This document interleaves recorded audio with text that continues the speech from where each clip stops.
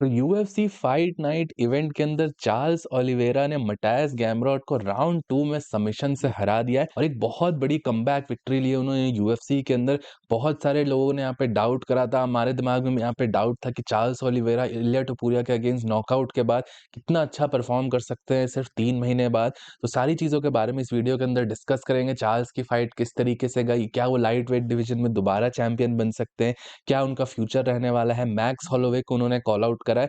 साथ ही साथ ब्राज़ील के इस इवेंट के अंदर एलेक्स परेरा की भी बहुत सारी बातें हो रही थी कि उनकी नेक्स्ट फाइट किसके तरफ होने वाली है, उनकी इंजरी की कुछ अपडेट्स निकल के आई हैं। सारी चीज़ें मैं आप सबको इस वीडियो के अंदर बताऊँगा, लेकिन उससे पहले आप सब वीडियो को लाइक कर देना, चैनल को सब्सक्राइब कर देना यूएफसी कॉम्बैट स्पोर्ट्स का ऐसा ही कंटेंट हिंदी में एन्जॉय करने के लिए। भाइयों फाइनली यहाँ पे चार्ल्स ओलिवेरा ने अपना यहाँ पे विनिंग कॉलम में वापस आ चुके हैं। बहुत ज़्यादा बुरा लगता है जब चार्ल्स ओलिवेरा जैसा फैन फेवरेट फाइटर कहीं भी हारता है या उसको ऐसा नॉकआउट निकल के आता है।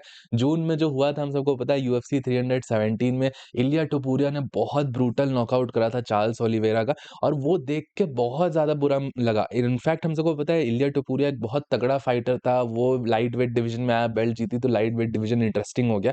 लेकिन भाइयों कहीं न कहीं दुःख बहुत ज़्यादा था कि ये चार्ल्स ओलिवेरा यहाँ पे हार गया। लेकिन चार्ल्स ओलिवेरा ने सिर्फ 3 महीने बाद यहाँ पर एक और फाइट ली। हालाँकि ये फाइट रफाल फिज़ीव के अगेंस्ट होने वाली थी, उसको इंजरी हो गई, उसने पुल आउट कर लिया। फिर मटायस गैमरॉट के अगेंस्ट फाइट थी और मैंने अपनी प्रेडिक्शन वीडियो के अंदर आप सबको बताया था कि काफ़ी ज़्यादा खराब डिसीजन ये मुझे लगा था कि चार्ल्स ओलिवेरा ने लिया है और ऐसे भी इवन दो चार्ल्स ओलिवेरा यहाँ पे जीत गया बट स्टिल ये काफ़ी रिस्की मूव था। इतने खतरनाक नॉकआउट के बाद एटलीस्ट कहा जाता है 6-8 महीने का रेस्ट तो फाइटर को लेना चाहिए।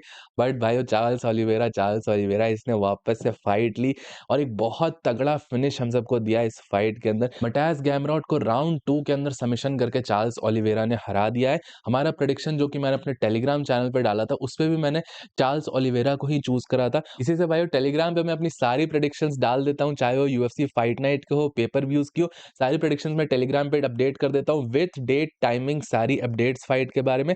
आप सबको भी अगर प्रेडिक्शंस करनी है तो ज़रूर से टेलीग्राम चैनल को जॉइन कर लेना। लिंक नीचे पिन कमेंट्स में आप सबको मिल जाएगा। अब भाइयों बात करें यहाँ पर फाइट की, तो जैसा फाइट होता है यूजुअली किसी फाइटर का जो कि लॉस से निकल के आ रहा है, एक बहुत वॉर वाली फाइट उसने लड़ी, अपने विन कॉलम में वापस आने के लिए स्ट्रगल करा। बट इस फाइट के अंदर Charles Oliveira better than ever लगा मुझे, क्योंकि जो इस तरीके की परफॉर्मेंस और जो डोमिनेंट चार्ल्स ओलिवेरा था, जो यूजुअल हमको देखने को मिलता है, जिससे उसने परफॉर्मेंस दिखाई थी जस्टिन गेची के अगेंस्ट, डस्टिन पोरियर के अगेंस्ट, उससे भी ज्यादा पॉलिश्ड और शार्प चार्ल्स ओलिवेरा लग रहा था इस फाइट के अंदर।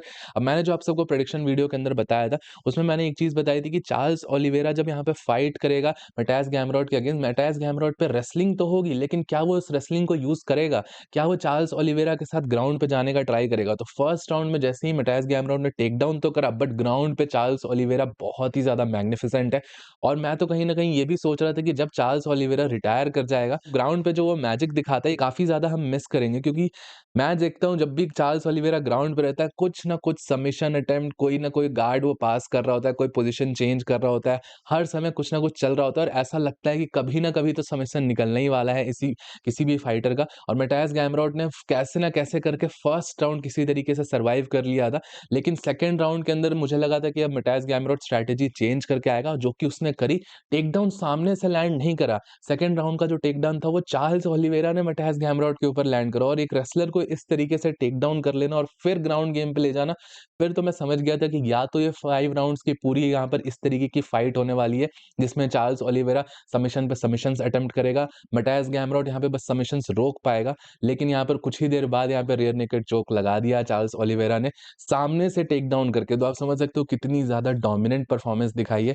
और मटायस गैमरॉट का स्टैट्स था कि वो 30 एमएमए फाइट्स में आज तक कभी भी फिनिश नहीं हुआ था, उसको चार्ल्स ओलिवेरा ने फिनिश करा, अपना फिनिश रिकॉर्ड यहाँ पर बढ़ाया यूएफसी के अंदर, सबमिशंस रिकॉर्ड उसने बढ़ा दिया, सेकंड सबसे ज्यादा यहाँ पर यूएफसी में विक्ट्रीज का रिकॉर्ड भी उसके पास आ गया। फर्स्ट यहाँ पे जिम मिलर है, जिसको भी उसने ऑलरेडी हरा रखा है। तो आप समझ सकते हो चार्ल्स ओलिवेरा के पास अचीवमेंट स्टैटिस्टिक्स वाइज तो बहुत ज्यादा है, लाइट वेट डिवीजन और ओवरऑल यूएफसी के अंदर भी। और ये वाली परफॉर्मेंस तो बहुत ज्यादा स्पेशल थी, और कंसिडरिंग ये इतनी डोमिनेंट परफॉर्मेंस आई, इससे सिर्फ 3 महीने पहले उसने इतना ब्रूटल नॉकआउट लिया था, और इसके ऐसे नॉकआउट के बाद फाइटर्स इतनी जल्दी कमबैक नहीं कर पाते। तो डेफिनेटली ये बहुत ज्यादा स्पेशल परफॉर्मेंस थी। अब यहाँ पे चार्ल्स ओलिवेरा से पूछा गया कि वो नेक्स्ट क्या करना चाहते हैं।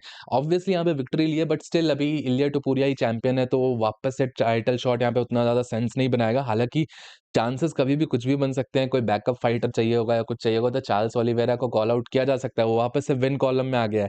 लेकिन उससे स्टिल पूछा गया कि नेक्स्ट क्या करना चाहेगा, ऑलरेडी चैंपियन बन चुका है, मल्टीपल चैंपियंस को हरा सकता है। तो चार्ल्स ओलिवेरा ने यहाँ पे मैक्स होलोवे को कॉल आउट करा है और मैक्स होलोवे ने चार्ल्स ओलिवेरा का कॉल आउट एक्सेप्ट भी करा है। Max Holloway versus Charles Oliveira की फाइट यहाँ पे मार्च 2026 के लिए प्रपोज करी है मैक्स होलोवे ने और ये फाइट यहाँ पे बीएमएफ टाइटल के लिए हो सकता है और ये बहुत खतरनाक बीएमएफ टाइटल फाइट बन सकती है। अगर आप देखो चार्ल्स ओलिवेरा और मैक्स होलोवे जिस तरीके के फाइटर्स हैं, जैसे वो फाइट करते हैं, डेफिनिटली बीएमएफ वर्ड को डेफिनिटली रिप्रेजेंट करते हैं। बाकी जिनको नहीं पता है, max Holloway versus Charles Oliveira की एक पहले भी फाइट हुई थी फेदरवेट डिवीजन में आज से 10 साल पहले, जिसमें चार्ल्स ओलिवेरा को इंजरी हो गई थी, तो वो फाइट कंटिन्यू नहीं हो पाई थी। तो वो हिस्ट्री भी यहाँ पर कंप्लीट हो सकती है, वो जो अनफिनिश्ड बिज़नेस है, वो भी यहाँ पे कंप्लीट हो सकता है इस फाइट के साथ। तो डेफिनिटली काफ़ी ज़्यादा इंटरेस्टिंग मैचअप बनेगा अगर ये फाइट यहाँ पे बनती है तो। और इसी के साथ भाइयों मैंने एक बहुत इंटरेस्टिंग पोस्ट देखा यहाँ पर इंस्टाग्राम के अंदर कि अरमान सरूकियन और चार्ल्स ओलिवेरा ने जब लास्ट फाइट करा था उसके बाद से चार्ल्स ओलिवेरा ने 3 बार फाइट कर लिया जिसमें से एक टाइटल फाइट थी और अरमान सरूकियन ने अभी तक एक बार भी फाइट नहीं करा। तो ये लेवल ऑफ इनएक्टिविटी दिखाता है। अभी के टाइम पे ये चीज़ बहुत ज़्यादा कंट्रोवर्शियल हो सकती है, मगर अगर टाइटल शॉट या किसी को भी देना होगा, यूएफसी एक बार चार्ल्स ओलिवेरा को वापस से कंसीडर कर सकती है, लेकिन अरमान सरूकियन को नहीं करेगी क्योंकि वो इतना ज़्यादा इनएक्टिव है और इस तरीके का इनएक्टिविटी के बाद आप टाइटल शॉट का डिमांड करते हो, बहुत ज़्यादा बेकार रहता है।